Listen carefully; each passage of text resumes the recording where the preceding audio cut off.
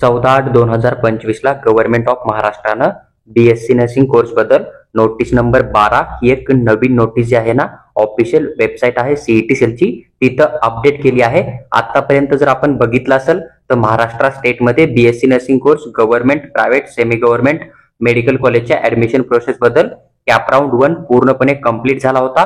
14/8/2025 ही आपल्याला शेवटची तारीख होती ज्या मुलांना कॅप राऊंड 1 मध्ये कॉलेज अलॉटमेंट झालंय त्यांना जाऊन ऍडमिशन कन्फर्म करायचं किंवा मग कॉलेज जॉईन करून जे आहे ते नेक्स्ट राऊंडला बेटरमेंट करायचं। आता ती डेट संपली तर आज जी आहे ती गव्हर्नमेंट ऑफ महाराष्ट्राकडून एक नोटीस आलेली आहे बीएससी नर्सिंग कोर्स बद्दल आणि या नोटीस मध्ये जो कॅप राऊंड 2 आहे ना त्याचा पूर्ण टाइम टेबल आहे। आता टाइम टेबल मध्ये काय राहतं तर सगळ्यात अगोदर आपल्याला सीट मॅट्रिक्स कधी मिळणार याची तारीख राहते, त्याचबरोबर तुम्हाला कॉलेजचे नाव कधी फिल करायचे चॉईस फिलिंग कधी करायची त्याची डेट राहते, तुम्हाला रिझल्ट कधी मिळणार आहे कॅप राऊंड 2 चा त्याची तारीख राहते आणि रिझल्ट मिळाल्याच्या नंतर जर कॉलेज मिळाला असेल तर तुम्हाला जाऊन जॉईन करण्यासाठी किती दिवसाचा कालावधी दिलाय याची माहिती असते। तर कॅप राऊंड 2 चा जो डेट आहे ना तो सीईटी सेल ने अपडेट केला आहे। जर आपण या ठिकाणी नोटीसला रीड केलं तर फर्स्ट आपल्याला पॅराग्राफ मध्ये बघायला मिळतं की आपल्याला सीट मॅट्रिक्स मिळणार आहे कॅप राऊंड 2 ची जी की 19/8/2025 ला मिळते। 2 सीट मॅट्रिक्स मिळतील, एक सीट मॅट्रिक्स जे आहे ना ते आपल्याला मिळेल ज्यामध्ये की 100% सीट वॅकन्सी आहे त्याची इन्फॉर्मेशन असेल आणि दुसरी सीट मॅट्रिक्स आपल्याला मिळते त्यामध्ये ज्या मुलांनी कॉलेज जॉईन करून बेटरमेंटला अप्लाय केले ना त्या सीटची पण इन्फॉर्मेशन आपल्याला त्या ठिकाणी बघायला मिळते। जर आपण सेकंड पॉईंट रीड केला तर या ठिकाणी आपल्याला कॉलेजचे नावं टाकायचे आहेत, चॉईस फिलिंग करायचे आहे ना तर त्याची डेट दिली आहे 19/8/2025 ते 21/8/2025 12 पर्यंत आपण या ठिकाणी कॉलेजचे नाव टाकू शकतो। तुम्हाला टाइम आणि डेट दोन्ही गोष्टी लक्षात ठेवणं आहे। त्यानंतर थर्ड पॉईंट जर आपण रीड केला ना तर डिक्लेरेशन ऑफ सिलेक्शन लिस्ट म्हणजे आपल्याला कॅप राऊंड 2 चा रिझल्ट मिळणार आहे तर 22/8/2025 ला आपल्याला या ठिकाणी रिझल्ट मिळून जाईल। आता रिझल्ट मध्ये जर आपल्याला कॉलेज भेटलं तर आपल्याला कॉलेजला फिजिकली जाऊन त्या ठिकाणी ऍडमिशन करणं असतं। जेवढे काय आपले ओरिजिनल डॉक्युमेंट आहेत सगळे डॉक्युमेंट घेऊन जाणं किंवा कॅटेगरी वाईज जी काय फीस असते ना ती फीस आपल्याला डीडी किंवा चेकच्या फॉर्म मध्ये घेऊन कॉलेजमध्ये सबमिट करणं असतं। मग आपण तिथं आपलं ऍडमिशन कन्फर्म पण करू शकतो किंवा कॉलेजला जॉईन करून थर्ड राऊंड साठी बेटरमेंटला पण 100% जाऊ शकतो। जर आपल्याला सीट भेटली तर कॉलेज जॉईन करायचंय किंवा मग रिटेन्शन फॉर्म फिल करायचा आहे त्याची तारीख आपल्याला 23/8/2025 ते 29/8/2025 एवढी बघायला मिळते संध्याकाळी 5:30 वाजेपर्यंत। फक्त 27/8/2025 ला आपल्याला कुठल्याही प्रकारे ऍडमिशन दिलं जाणार नाहीये आणि खाली काळ्या अक्षरात जी लाईन मेन्शन केली ना याचा अर्थ असा होतो की जो काय आपला पुढचा राऊंड असेल त्याची तारीख जी आहे ती येणाऱ्या काळामध्ये सीईटी सेलच्या ऑफिशियल वेबसाईटवर अपडेट केली जाईल। आता या ठिकाणी तुम्हाला काय यांनी महत्वाचे रूल एक्सप्लेन केले। पहिला रूल असा आहे की जर तुम्ही कॅप राऊंड 2 मध्ये चॉईस फिलिंग करायचा विचार करताय आणि एखादं प्रायव्हेट किंवा मग मायनॉरिटीचं कॉलेज टाकायचा विचार करताय ना तर तुम्हाला त्या कॉलेजच्या ऑफिशियल वेबसाईटवर जाऊन त्या कॉलेजची फीस चेक करणं आहे।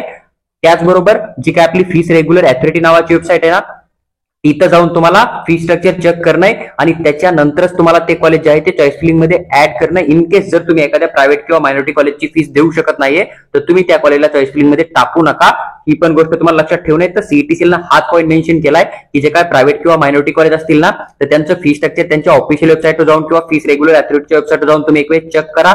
जर तुम्ही पेमेंट करू शकता तेवढी फीस तर तुम्ही त्याला चॉईस फिलिंग मध्ये टाका, जर तुम्ही तेवढे पैसे नाही देऊ शकत तर त्या कॉलेजला तुम्ही चॉईस फिलिंग मध्ये नका टाकू। त्यानंतर त्यांनी सेकंड पॉईंट मेन्शन केलाय की जे काय विद्यार्थी कॅप राऊंड 2 मध्ये पार्टिसिपेट करतील ना तर त्यांना परत एकदा चॉईस फिलिंग करणं कंपल्सरी आहे। जर तुम्ही राऊंड 2 साठी चॉईस फिलिंग नाही केली तर तुम्हाला राऊंड 2 मध्ये कुठल्याही प्रकारे कॉलेज अलॉटमेंट केलं जाणार नाही आहे। म्हणजे सेकंड पॉईंट यांनी मेन्शन केलाय की जेवढे मुलं कॅप राऊंड 2 मध्ये अलॉटमेंट साठी वेट करणार आहे ना तर त्या सर्व मुलांना कॅप राऊंड 2 ची चॉईस फिलिंग परत करणं आहे।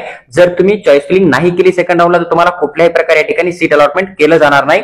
जर आपण तिसरा पॉईंट वाचला ना तर तिसरा पॉईंट मेन्शन आहे की तुम्ही जे काय लास्ट राऊंडला चॉईस फिलिंग केलं होतं ना म्हणजे फर्स्ट राऊंडला तर ती तुमची पूर्ण चॉईस फिलिंग या ठिकाणी 0 मानली जाणार आहे आणि त्या चॉईस फिलिंगच्या बेसिसवर तुम्हाला सेकंड राऊंड मध्ये कुठल्याही प्रकारे सीट अलॉटमेंट केलं जाणार नाहीये। म्हणजे तुम्ही राऊंड 1 ला जे कॉलेज टाकले होते बीएससी नर्सिंगच्या कोर्ससाठी तर ते तुमचे पूर्णपणे संपून गेले, डिलीट झालेत। आता तुम्हाला सेकंड राऊंडला जर अलॉटमेंट हवं तर तुम्हाला परत कॉलेज टाकणे। जर तुम्ही सेकंड राऊंडची चॉईस फिलिंग नाही केली तर तुमचा किती जरी चांगला स्कोर असेल तरी तुम्हाला कुठल्याही प्रकारे अलॉटमेंट केलं जाणार नाही, ही गोष्ट लक्षात ठेवा। त्यानंतर चौथा पॉईंट जर आपण बघितला त्यांनी या ठिकाणी मेन्शन केलंय की जे स्टुडंटला कॅप राऊंड 2 मध्ये सीट अलॉटमेंट होईल ना आणि तुम्हाला जर पुढच्या राऊंडला बेटरमेंटसाठी जाणं असेल तर तुम्हाला कॉलेजमध्ये रिपोर्ट करणं कंपल्सरी आहे। त्याचबरोबर तिथे जाऊन तुम्हाला तुमची ऍडमिशन प्रोसेस कंप्लीट करणं आहे तरच तुम्हाला जे आहे ते पुढच्या राऊंडला एलिजिबल केलं जाणार आहे। चौथा पॉईंटचा अर्थ असा होतो की जर तुम्हाला कॅप राऊंड 2 मध्ये कॉलेज भेटलं आणि तुम्हाला थर्ड राऊंडला जाणं आहे तर तुम्हाला जे कॉलेज भेटलंय राऊंड 2 मध्ये त्या कॉलेजमध्ये जाऊन तिथे जॉईन करून बेटरमेंट करणं कंपल्सरी आहे। जर तुम्ही कॉलेज जॉईन करून बेटरमेंट नाही केलं तर तुम्हाला पुढच्या राऊंडला एलिजिबल केलं जाणार नाही। त्यानंतर यांनी 5वा पॉईंट मेन्शन केला या ठिकाणी. 5व्या पॉईंट मध्ये काय आहे, जर एखाद्या विद्यार्थ्याला बेटरमेंट करणं आहे ना, तर त्याला कुठल्याही प्रकारे स्टेटस रिटेन्शन फॉर्म भरणं नाहीये. स्टेटस रिटेन्शन फॉर्म तुम्ही एक वेळेस जर फिल केला तर तुमचा परत घेतला जात नाहीये. त्यामुळे ज्या विद्यार्थ्यांना बेटरमेंट करणं थर्ड राऊंडला, त्यांना सेकंड राऊंड मध्ये कुठल्याही प्रकारे स्टेटस रिटेन्शन फॉर्म भरणं नाही, ही गोष्ट लक्षात ठेवा. जर तुम्ही एक वेळेस फॉर्म फिल केला स्टेटस रिटेन्शनचा तर तुमचा तो परत घेतला जात नाहीये, मग तुम्हाला तेच कॉलेज जे आहे ते कंटिन्यू करणं पडेल.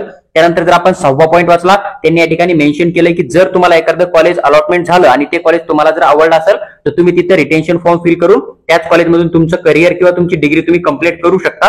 पण जो काय तुम्हाला स्टेटस रिटेन्शन फॉर्म भरणं आहे ना, तर ते तुमचं स्वतःचं वैयक्तिक मत असणार आहे. कोणतंही कॉलेज तुम्हाला स्टेटस रिटेन्शन फॉर्म भरण्यासाठी फोर्स करू शकत नाही. हा पॉईंट यांनी या ठिकाणी 6 नंबरचा पॉईंट मेन्शन केलाय. त्यानंतर जर आपण 7 नंबरचा पॉईंट वाचला, त्यांनी या ठिकाणी मेन्शन केले की एखादा विद्यार्थी जर भेटलेलं कॉलेज जॉईन करण्यासाठी फेल झाला ना, तर त्याला पुढच्या कुठल्याही राऊंडसाठी इलिजिबल केलं जाणार नाही आणि तो विद्यार्थी फक्त इन्स्टिट्यूट लेव्हलचा राऊंड म्हणजे जो आपला स्पॉट ऍडमिशन असता ना, तर त्यासाठी इलिजिबल राहणार आहे. तर 7वा पॉईंट खूप जास्त महत्वाचा आहे. 7व्या पॉईंट मध्ये त्यांनी साफ मेन्शन केलंय की तुम्हाला कॅप राऊंड 2 ला एखादं कॉलेज भेटलं, तुम्ही ते कॉलेज जॉईन नाही केलं, जी काही डेट दिलेली आहे त्यांनी त्या डेट मध्ये, तर तुम्हाला पुढच्या कुठल्याही ऑनलाईन राऊंडला इलिजिबल केलं जाणार नाही. तुम्हाला इलिजिबल केलं जाईल ते फक्त स्पॉट ऍडमिशनला, आणि स्पॉट ऍडमिशन मध्ये जे काही रूल असतात त्या रूलनुसार तुम्हाला फीस त्या ठिकाणी पेमेंट करावं लागेल किंवा स्कॉलरशिपचा जो रूल असेल ना, तो रूल त्या ठिकाणी लागू होऊन जाईल. ही गोष्ट लक्षात ठेवणे. त्यामुळे जर तुम्हाला सेकंड राऊंड मध्ये भेटलेलं कॉलेज नाही आवड आणि बेटरमेंट करणं आहे ना, तर त्या कंडिशन मध्ये तुम्हाला कॉलेज जॉईन करणे, तरच तुम्ही थर्ड राऊंडला किंवा पुढच्या राऊंडला इलिजिबल असणार आहात. ही गोष्ट लक्षात ठेवा.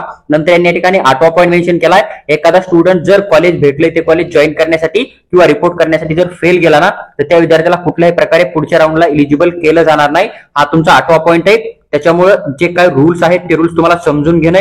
व्हिडिओमध्ये जर तुमचा डाऊट क्लिअर झाला नसेल तर तुम्ही कमेंट करा, आम्ही तिथे रिप्लाय करून तुमचा डाऊट क्लिअर करण्याचा नक्की प्रयत्न करू.